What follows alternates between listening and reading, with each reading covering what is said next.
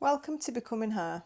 Your space for all things confidence, growth and real conversations. So for today's topic, we're going to be touching on how to enjoy your own company and how you don't need people to be in your life to be happy. And we just wanted to touch base on things that you can do and what the problem is behind that. I think the question that's going to start this topic for debate is probably going to be asking, why do people actually struggle to be alone?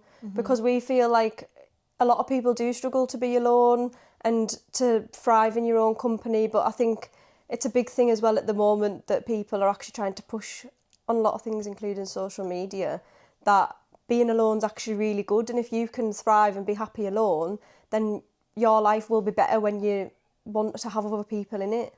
Yeah, I think people shouldn't rely on people to add to their life. Yeah, you should learn to love yourself. Yeah, I think that's a problem with a lot of people's relationships, with friendships, romantic partners, colleagues. If you can't enjoy your own company, I just think it's a big problem, isn't it? Yeah, and sometimes you can end up relying on people a bit too much, and that's where it starts to kind of push that boundary of you're going to start pushing people away, or Yeah. I'm not saying people are going to get sick of you, but it does happen. You don't wanna you rely be on needy and yeah, and then it just makes your life. I know of a few people and they hate being in their own company, and they always have to have something planned, and they always have to be doing something, and it's quite sad actually, because it's like, do you not just want to chill out in your own company and do things on your own and learn to love being by yourself? Yeah. Because then they get sad when they don't have any plans or they don't have someone to talk to. Yeah, they get bored. Yeah, and then you're kind of putting yourself into like a little depressed state, aren't you? And then that's just going to ultimately end up with you feeling depressed every time you're alone. And it's like teaching your brain, isn't it? Yeah. Like, oh my God, I'm alone now, so that's bad. But it's not bad. I am a big believer in, I love my own company. I love it so much. I really enjoy just chilling out on my own. Some people might think I'm a bit of a loner sometimes. Like my mum, for example, she's very much likes to have stuff going on all the time. Yeah. So when she knows that I'm not doing anything and I'm on my own, she's like constantly calling me like, "You all right?" And I'm like, "Yeah, I'm fine. I love being on my own. I'll call you when I'm ready." But yeah, it's something that I think is actually a really good topic to talk about. Yeah, I think it's getting down to if you've clicked on this video, then being alone maybe is an actual issue for you, or you maybe know someone that doesn't like being alone. Yeah. So it's kind of asking yourself, or like asking maybe whoever you're wanting to help, like, do you actually enjoy your own company? Because if you don't, I think that's an issue that needs fixed. It definitely needs fixed, and you should start taking steps from today to start enjoying your own company. It's like you were saying, so we're kind of talking about that. So what the problem, like that's the problem, is you don't enjoy your own company or you're being alone. But then it's kind of asking, what does that look like for you? So like you said, people get bored, don't they? People just get bored on their own, and they always have to have something planned. Yeah, always being on your phone as well. Yeah. Like when you're just sat chilling, like the amount of people that are so brainwashed with social media and the phones, and it's so easy crazy, to get stuck isn't in it? a scrolling, like a doom scroll. It's so Actually easy to do as well. When you think about it, it's actually like you're actually never alone. Yeah. Now you've got a phone, you're never actually alone, even when you are alone, because you're looking at other people all the time and other people's lives. I think this is it though, isn't it? This is what we're trying to get at. Like, just because you've got a phone doesn't mean you can just scroll through it all the time. Like, just sit. I mean, I know people, maybe just watch a bit of telly or something. Yeah, you're not going to just sit and stare at a wall, but like, I think, yeah, you never... Or read a book. You're never going to be alone sitting looking at other people's lives or what other people are doing, or messaging people all the time. Yeah, like I mean, you could open a whole of a wormhole about getting off your phone and making sure like you're reading and you're watching telly and stuff like that. But that is a sign that you don't like being alone, is doom scrolling. And you need to constantly keep yourself occupied, and you need to stimulate your brain all the time, constantly, which isn't necessarily a bad thing, but I suppose it depends what you're looking at when you're on your phone. But I think it's just knowing when you're in that sort of state of mind where you're just constantly being distracted by all these things, but like being on your phone and being bored when you're alone. It's finding something that's gonna help you. I don't know, get yourself out there, like go on a little coffee date on your own, or like do something for yourself, and don't rely on anyone to go with you. Like, it can also look like that as well, like avoiding doing stuff on your own, doing stuff solo, can't it? yeah. You were saying earlier about the gym, people don't want to go to the gym on their own, they don't want to go to coffee shops on their own, they don't want to like go shopping on their own, like things like you can start really small with it, but yeah, it's like it starts. I think it starts with recognizing that you are one of those people that don't like being alone, and then do something about it. Like, yeah, so the gym, I used to not want to go to the gym on my own. Like, I used to always have to have someone at the gym with me because I think it was a confidence thing as well, really. But I do think the more you do things alone, the more trust you build with yourself and the more confident you feel. So then it ends up being sort of easy. Yeah, we can't, like, I think we've stressed it in the other episodes, haven't we, about rewiring your brain, and it's the same when it comes to anything. If you're constantly doing something, even if it's wrong, you're teaching your brain that that's right, so like you're hardwiring your brain. So if you're constantly needing someone with you every time you do something, that means when you go to do something alone, your brain's going to be like, oh my God, I'm alone, I can't go if I'm alone. But actually that's not how it is. I think finding the root cause to that as well, like why do you, for example, in the past when I've not wanted to go to the gym on my own, obviously I go on my own a lot now, it's absolutely fine, I don't know what I was worried about, but at the time the reason why I wanted someone to be going to the gym with me was because I didn't like to go and not like look like I didn't know what I was doing, because probably at the time I didn't know what I was doing, I was still learning the new equipment and stuff. That was the reason why I kind of didn't want to go on my own, because I didn't want to look silly not knowing what I was doing. So then I've went at quieter times on my own and I've got more familiar with the equipment, and now I feel more confident because I know what I'm doing now, and that's why I go to the gym on my own. So I think it's kind of finding the root causes. Why do you need someone with you to go to the shop? Why do you need someone with you to go on a coffee date? Why do you need someone with you to go to the gym? And like, what can you do to help yourself to overcome that? I think it's different for everyone as well, because if you look at your dynamics, I was an only child, so I've never really struggled to be alone. I don't mind being alone. In fact, I think my issues sometimes I want to be alone too much. Like I always have issues in like relationships and stuff, because it's like I need my space and time alone, and that can cause problems. Like other people could probably relate to that. But then I also I'm a very big person when it comes to like, not so much like FOMO, but like I think I've got a really bad kind of internal struggle with always feeling like I'm being sort of like abandoned in a sense. I don't really think that's the correct term for it, but for example, when I was younger, I had family members that didn't turn up for me a lot, and I always felt like I was just being left behind, and I feel like that internal trauma has left me with the whole like aspect of looking at it in friendships and relationships and stuff. If I'm alone for too long, or maybe someone doesn't want to see me for a while, I'll be like, oh my God, what have I done? Like, that's my issue. I'm an anxious attachment person.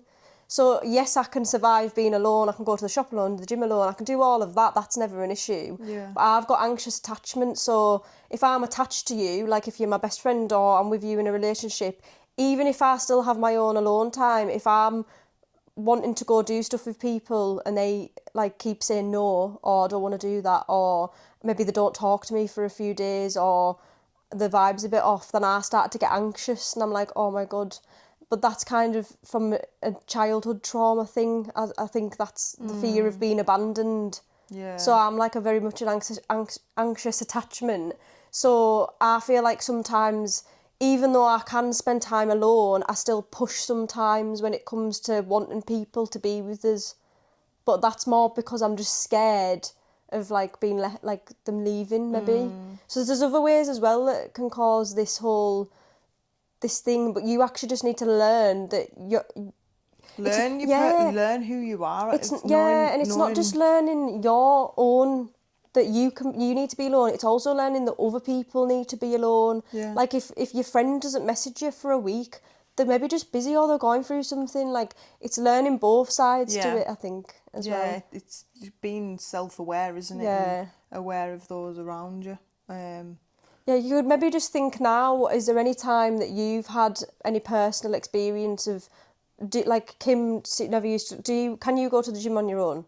Can you go shopping on your own? And if not, ask yourself why. Like, why do you need that? Do you just like company? I mean, there's nothing wrong with wanting company, but it's like, if it came to a point where you wanted to go to the gym, for example, and your friend that you normally go with can't, would you then not go to the gym because your friend can't go?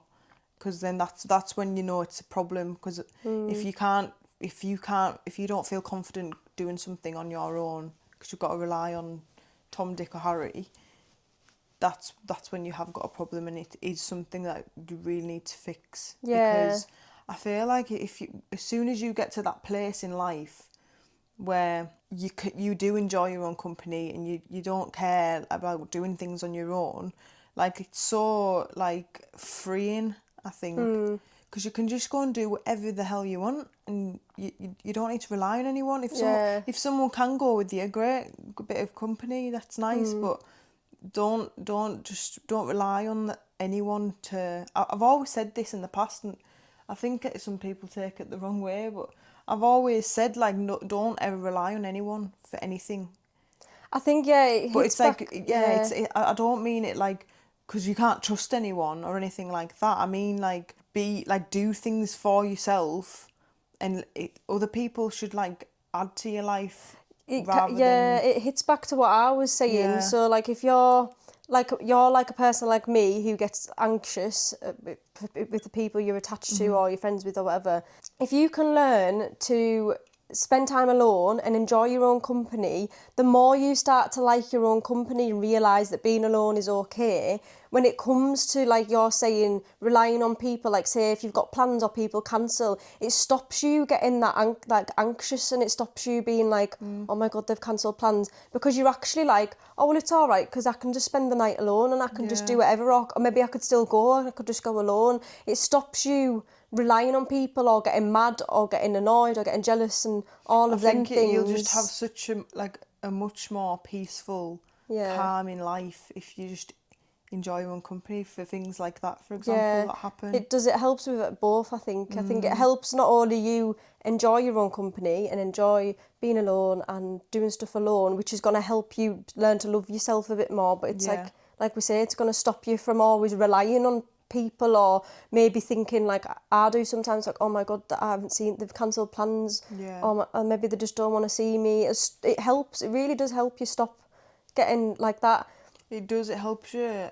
The more you do things alone, and the more you put yourself out there and don't rely on anyone to be there with you all the time, you build trust with yourself and you build confidence, and the more trust you're building with yourself, which is obviously overall like the best thing that you can have. And just quickly jumping back as well to why it happens, is some people might want to always be with other people as a distraction as well, because maybe you're going through something and maybe being with people makes you forget, because obviously everyone will know if you're sat on your own at home, that's when your mind starts to tick on and play, and you like start overthinking. And sometimes, and that's what I used to be like. I used to go through quite a lot, and when I was with other people I'd forget, and then when I was on my own I'd be like, oh my god, I've got to sit with all these thoughts.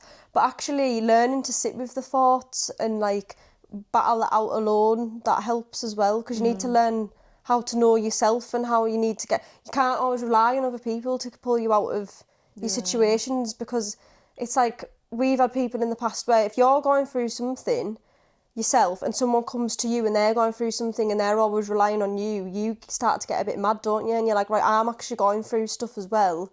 So you kind of need to learn to go and sit with your own issues. Yeah, I definitely think that's a good point. You need to go and sit with your own issues and your own thoughts and battle that out and learn to do that alone and not rely on other people, because you're then putting your load on them as well. Even if you're not, essentially. Even if you don't sit in your own thoughts, and some people don't like their own thoughts, and that's why they always need that sort of external company, because it's more of like a distraction for them, isn't it?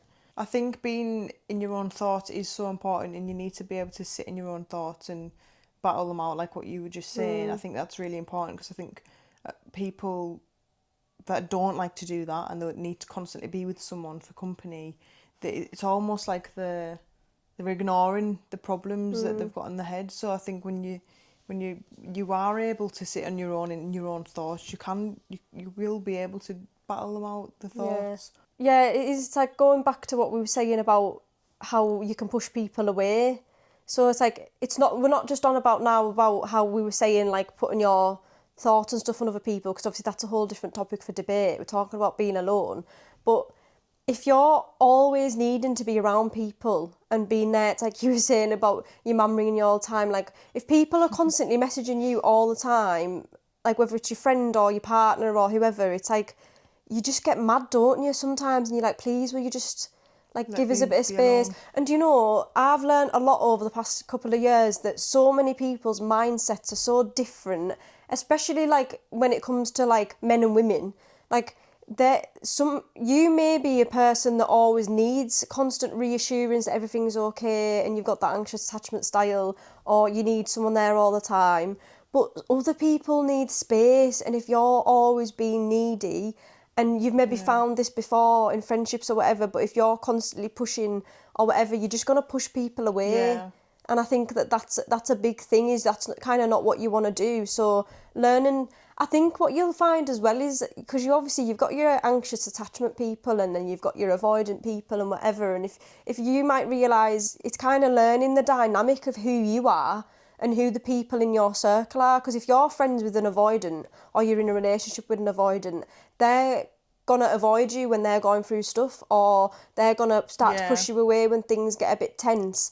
But you need to realise that if you can learn who you are as a person, you understand that you can't be alone much and you need reassurance all the time. As long as you can accept that and you understand what other people are feeling as well. Yeah, and if you've got a lot of self-awareness for how you're acting, then I suppose that's somewhere to start, isn't it? And you could be like, right, I know that I'm getting a bit on their nerves now, so maybe I just need to step back and assess this and think, right, maybe I should just take some time alone. Mm-hmm. And then you'll find that once you learn to be alone more, and once you learn to enjoy your own company and you kind of settle in, those people do always come to you. You just got to give them a bit of space. I just think that's where learning to be alone actually opens so many doors, doesn't it? Yeah. It opens doors for allowing people space around you. It allows you to learn to love yourself and enjoy your own company. Mm-hmm. It allows for people to feel like you're not always being too needy. Like we've said throughout, there's loads of different things. Yeah. I do think you settle for less when you can't be alone as well, because the people that you're always around might not necessarily be the right people for you. They might not be your people, but you sort of overlook that, and they're the only people that you have at the time. So yeah, it's almost like you'd do anything to have anyone there, wouldn't you? Yeah. So you might just be spending time with the wrong people as well, and you might not realise it because they're the only people that you have at the moment. And I think when you learn to be more comfortable in your own space, then you probably it'll open your eyes a lot more, and there will be other people out there that align with you more. But you've got to get yourself out there and on your own to realise that. So yeah, I think what we're trying to say is, from everything that we've said so far, is start doing small things alone. If whatever you think is quite a small thing that you might think, oh, I might actually be able to do that, like just go to the shops on your own, go to town yourself, go for a little shopping day on your own. I don't know about anyone else, but I prefer going shopping alone. Yeah, because you don't have people that need to go look other places and then and whatever, and you can just like like I know if I go with my boyfriend, he's like always wanting, like he gets mad and you feel the tension behind you. I'm like, oh, I'd rather just do this alone. But yeah, even just like spending even a walk, like a nice little walk in your own thoughts. Like if you've got any pets, go and walk your dog on your own. And it doesn't have to be in silence. You could put your AirPods in, listen to music or a podcast or something when you're walking. Or even just spending the night alone, like have a bath or like sit on your own, read a book. If on a weekend, if all your friends are out, maybe just say no for once and chill and do something, have a nice bath and like just enjoy your own company. We've spoke about this in a previous episode, but like romanticising like romanticize your evenings. Yeah. And I think that really helps then you be enjoy alone. it more. Yeah, Yeah, you enjoy if you being go alone back and more. watch our Valentine's special, which was about like how to romanticize your life, it's like if you, for example, maybe set your candles up and have a bath or get your book out or your Kindle or something, and like you really genuinely enjoy being alone because you've romanticized it. I think that will help, Yeah, it won't will it? help Because a you'll lot. enjoy it more. Because Yeah. I get excited now when I get to like have a bit of an alone time and maybe like set the bedroom up and get like a cup of tea and sit and read a book. I can't wait for it sometimes.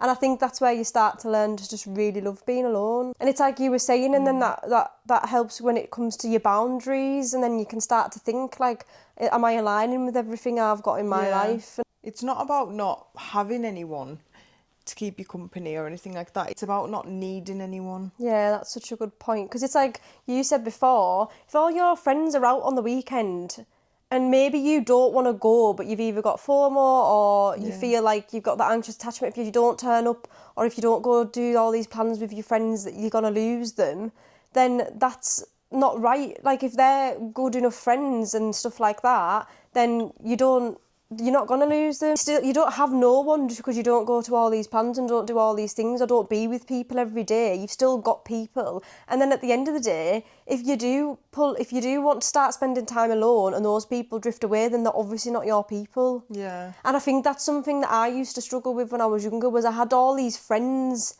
that I would only ever like go out with or go drinking with or do whatever with. And then when I stopped and started to really enjoy being alone and focusing on myself, God, I can't tell you the last time I spoke to any of them.